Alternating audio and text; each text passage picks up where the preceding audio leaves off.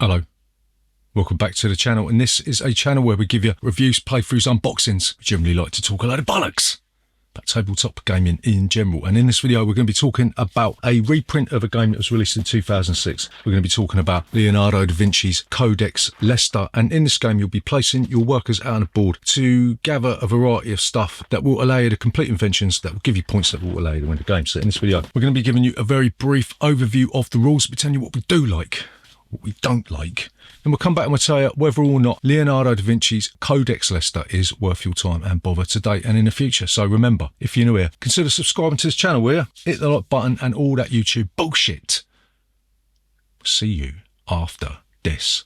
Bollocks. So hang on a minute, hang on, just hold your horses a minute. I know you looking at this game, you're thinking it looks like complete and utter fucking dog shit, right? But just bear with me a sec, right? Because things sometimes aren't as they seem, right?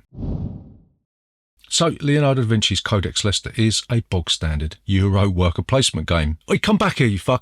Each player is going to have a certain amount of workers at the beginning of the game. You've got a big worker which represents the master builder, and you've got a few apprentices, yeah? You're going to get a couple of boards, you're going to get the hammer board, and you're going to get the pincer board, right? And you'll populate these boards with cubes that act as like rewards later on in the game, yeah? So there's 3 phases in this game. There's going to be the declaring invention game. At the bottom of the board, you're going to have a series of inventions. You're going to have about 4 inventions that are available for you to declare, and you're going to have some future inventions, and then you're going to have some fucking epic inventions at the bottom, right? If you want to declare an invention, you'll have to provide the resources that the invention requires as you declare, right? Take one of your markers off of either the hammer board or the pincer board. Can't do the pincer board at the beginning because you need to get a laboratory on there, right? So you take your hammer and then you'll stick it on the invention and place all the resources in the box on your player board. This means you can now build this invention, and the way you do this is that you have to get work days, and you'll be moving your hammer up the track, and when you hit the black hammer, that means that you have completed the invention. The thing about this is everybody can declare on the same invention, so it's the player who builds the invention first that gets the main reward, and then if you do it second, you still get something, but it's going to be like the sort of sloppy seconds, you know what I mean? Also, in this phase, you've got this thing, it's called an automata, but in the original, it's called a mechanical man. I kept on referring to it as a tomato, so we just call it mechanical man. Oh, is that sexist? So we just call it a mechanical they. If you've got a mechanical man, then you can move that across to one of the laboratories with a furnace, and this basically acts as 2 apprentices, right? One of the main rules in this game is there's like a mini sort of auction thing, so you can't place a master and an apprentice together, but you can add an apprentice to a master space, and you can add the master space to the apprentice space, but you can't add apprentices to existing apprentices once you've stuck them out there, so you've got to be very mindful of this, right? So once you've done placing out all of your workers, then you'll move into the resolving area phase. You'll be looking to see who has the majority of influence in each region, right? Masters count as 2, apprentices count as 1. Whoever's got the majority will take the action first, and the first player to take the action will do it for free. The second player will pay 1 money, the third player will pay 3 money, then the third player will play, guess what, 4 money, right? So some of the places that you can go to the council. If you've got a worker here, then you can decide where you're going to be in the turn order, and you'll also be able to take a council reward. Not that my local council gives me any fucking rewards, yeah, they just want to take my fucking money. But you might want to immediately sell one material of your choice for 3 florins, or you might just want to get some florins, or you might want to reduce the cost of biomaterials in sections D to H, right? So these can be quite useful. There's lots of them. There's usually a bit of a tussle for the council spaces. You can go to the laboratory, in which case you'll be able to get an extra add-on for your workshop board, right? Gives you more spaces to place your apprentices and get more work weeks. You can get a mechanical man here, or you could pay 1 florin to get an extra work week. Then you've got the markets where you'll get all the resources like wood, stone, all that shit. And then you'll go to the bank where you'll just be able to get money, right? There's also the academy where you'll be able to get extra apprentices, be able to buy a material of your choice for 1 florin, right? If you ever complete an invention, you'll take the card and put it in front of you, but you'll leave any other players' hammers or pincers on it, right? Because they might be able to get some reward later. There's also patron rewards, yeah? If you complete a certain milestone or an achievement in a game, you'll get a bonus. So for instance, if you are the player with the most influence in the council twice, you'll be able to take a patron reward. Or maybe you might hire all your apprentices at the academy, right? Some of the patron rewards that you can get are quite powerful, yeah? You can get a reward that allows you not to pay the salary of 2 additional hard workers, because in certain rounds you'll have to pay 1 florin for each worker that you've got. Or you might want to just get a couple of extra materials. Right? This can be really useful during the middle of the game where the materials get a little bit clogged up. And every time you do this, you'll move the cube down the knowledge track, and this will give you even more bonuses, right? So you keep doing this for, I think it's 8 rounds, yeah? In the 8th round, you can't buy materials, you can only sell them, right? So it's going to be a bit of a mad, rabid frenzy trying to get rid of all your materials. And then you do a bit of final scoring, you get points for different sets of inventions, and then the player with the most money will be the winner of Leonardo Da Vinci Codex Leicester. So what do we like?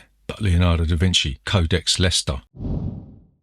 So the first thing that we really like about this game is that the mini auction system works really, really well. You might think you're Billy Big Balls and you'll stroll into the council and you think, well, I'm going first, yeah, but you put an apprentice down there. Somebody else comes in and then they put down their master. You know that you can't add apprentices to existing apprentices, so you are forced to either concede the majority or place your master in that spot, right? But you're going to need your master to use for work weeks to build the inventions, right? So there's this nice tussle between how you use the intrinsic value of each worker that you have, right? And that's tasty. So the next thing that we really like about this game is that declaring the inventions adds a lot of tension to the game, right? The original game, I'm pretty sure there was some hidden information there, whether it was the resources that you had, you put them under the map, or that the declaring was done in secret. They knew that you declared on something, but you didn't know which, right? That's been removed in this game. It's all open information, right? And that adds an extra layer of tension, right? If you declare first, you're going to be opening up the floodgates to other people thinking, well, if they're going to be declaring on that one, really don't want them getting 10 victory points on that one, so I might have to declare on that one first before I do what I really want to do to stop them from doing it, right? Or you might just want to hang back for a little bit, build up your resources, build up your engine, and just as somebody is, say, a round or 2 away from completing that invention, then you go in there and steal the cocaine right from under their nose, right? Love it. So the final thing that we really like about this is that this game gives you loads and loads of rewards. It's like you're getting rewards all the time. You've got the rewards on the invention cards. You've got the Patreon rewards that are going to give you special bonuses. They're going to be really, really helpful. And each time you complete a Patreon reward, you can move down the knowledge track and you're going to get a reward then as well. So you can stack these fuckers up like a brick shithouse, right? I love games that drip feed you rewards all the way through. There's always something to look forward to. There's always something coming your way. And it just seems like in this game, every single round, you're going to be getting something extra. And that's fantastic, right? Don't we like? But Leonardo Da Vinci.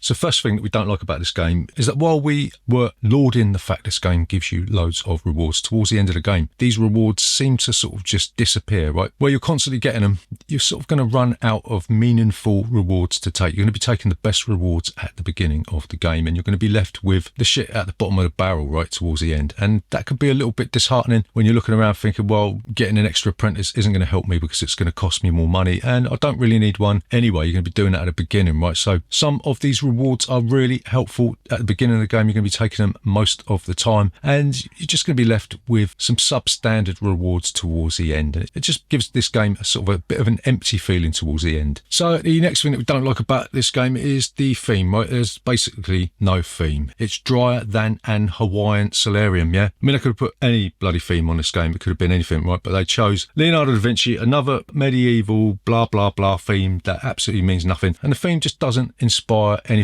does it? Again, it uses the same palette as Hansa Teutonica. As much as I love Hansa Teutonica, it just looks like a pile of crap, doesn't it? And the same applies to this. Okay, the artwork and the production value is off the charts, right? Dice Tree Games, the publisher, has worked an absolute miracle with this, yeah? You've got wonderful sort of poker-style money chips, yeah? They've completely revamped everything, and it looks absolutely stunning. It's just that you've got that horrible, dirty, duck shit brown colour. I don't know, it just makes me feel like all itchy in that, you know what I mean? So the final thing that we don't like about Leonardo da Vinci Codex Leicester is the cover art. Any game where a bloke has got his cock out is a real turn off for me. And I played this with one of my kids and they immediately said, Dad, why has that bloke got his willy out? Yeah. And I had to come up with some excuse like he'd left his Y-fronts round his mistress's house or something like that. So yeah, people are going to look at this game, see that geezer with his knob out, and they're going to be thinking, well, mine's 10 times bigger than that. What the fuck were they thinking? And if you look closely, his actual penis is smaller than his nutsack, which I find to be a little bit weird. You lot at the back here, your trouser snake might be even smaller than this bloke's, but I can't really talk because mine's fucking enormous. But yeah, naked blokes on box covers, nah, not for me, mate. So to summarise, is Leonardo da Vinci Codex Leicester worth your time and bother today and in the future?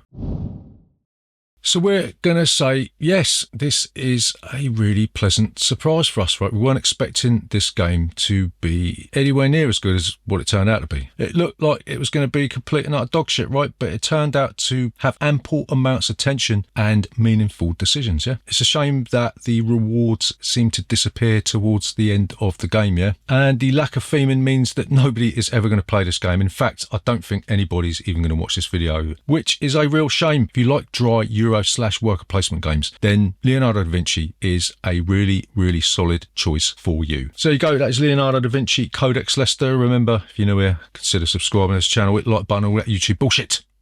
We'll see you next time.